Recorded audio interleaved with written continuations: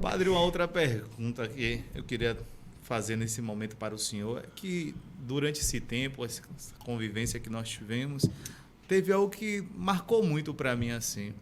O senhor é um padre que sempre falava assim que não era olha, não é a vontade nossa que tem que prevalecer, sempre é a vontade da igreja, aquilo que a igreja quer. Eu me lembro dos CDs que o senhor ali colocava, olha, tem esses CDs aqui litúrgicos, presta atenção nisso, coloca uma melodia, vocês são tão criativos. Assim também na catequese o senhor fazia questão de sempre seguir aquilo que a igreja falava, né, direcionava para a gente.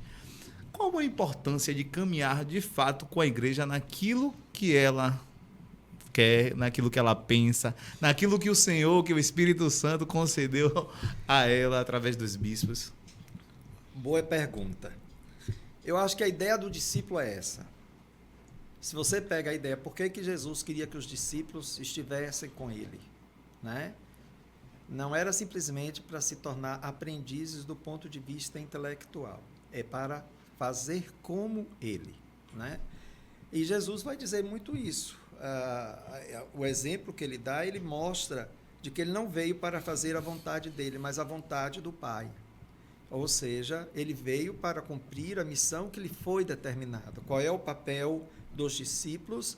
É fazer o que Cristo fez. É a missão, digamos assim. Ora, se eu me coloco como ministro da igreja, isso significa que eu tenho que saber viver o que ela orienta, né? O que ela determina, digamos, dessa maneira. Então, não é o que eu quero, é o que a igreja estabelece. Em todos os sentidos, seja a igreja enquanto a igreja, essa palavra hoje é meio mal interpretada, mas vamos lá, a igreja universal, né, igreja, né, que é conduzida pelo Papa, assim como aquilo que a gente tem como igreja, seja a CNBB, ela não é uma instituição que digamos assim, por quê? Porque cada bispo, de fato, é ele que coordena o trabalho na sua diocese, mas há uma expressão de comunhão através da CNBB. Então, eu acho que quando a gente exerce o ministério, a primeira pergunta que a gente tem que se fazer é essa. Eu estou escolhendo viver para a igreja, para ser com a igreja, ou eu estou querendo fazer uma igreja particular, né? Eu acho que a gente tem que ter muito presente isso. Eu gosto de dizer assim, tem hora, por exemplo, vou dar um exemplo assim, às vezes eu não concordava, por exemplo, com algumas coisas de Bento. Mas eu, enquanto padre e ministro, eu estou obrigado a seguir aquilo que ele diz, né? Foi tão interessante o tema da campanha da fraternidade, por exemplo, do ano passado. Eu vi muitos padres dizerem assim, porque o tema foi escrito por uma pastora de outra igreja e essa pastora era a favor do aborto. Mesmo, deu muita confusão mesmo. Era a favor do aborto, então eu não vou seguir a campanha da fraternidade.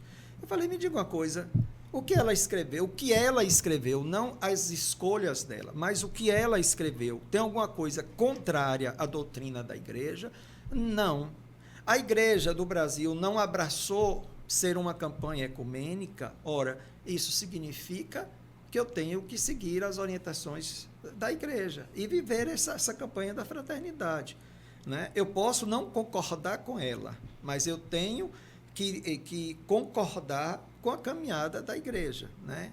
A mesma coisa, em tantas outras instâncias, às vezes eu escuto meus irmãos, como escuto leigos, né? Hoje em dia virou uma moda criticar a CNBB, os grupos radicais dentro da igreja. E o problema não é nem criticar, simplesmente é o modo como critica.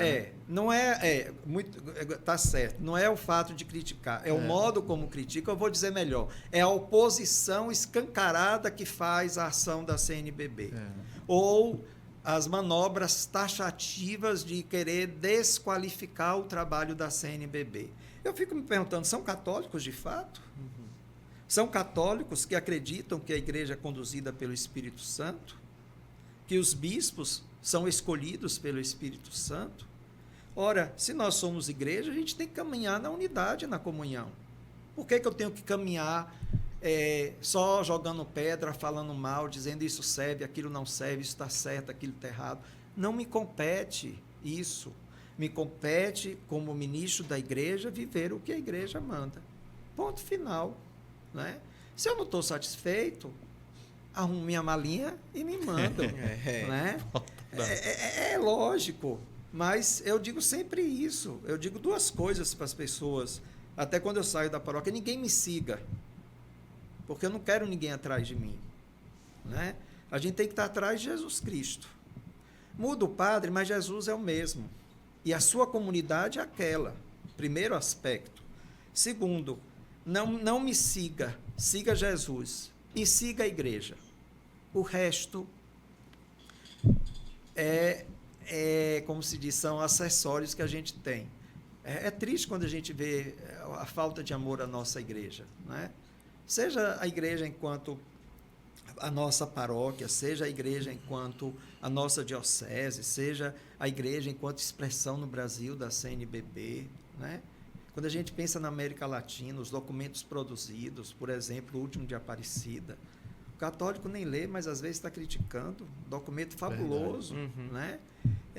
Digamos assim como a igreja como um todo. A gente tem que ter expressão de comunhão e de amor a essa igreja. Padre Alberto, ele ensina eclesiologia e ele sempre fala, quem não estuda faz uma péssima pastoral e tem uma péssima vivência pastoral. Porque assim vai vivendo de maneira muito personalista aquilo que eu acredito, aquilo que eu tenho como certo, sem ao menos entender, sem ao menos ter olhado ali, olha, fala sobre isso.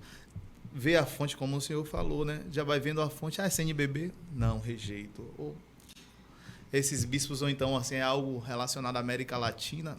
Não serve. Isso é muito ruim.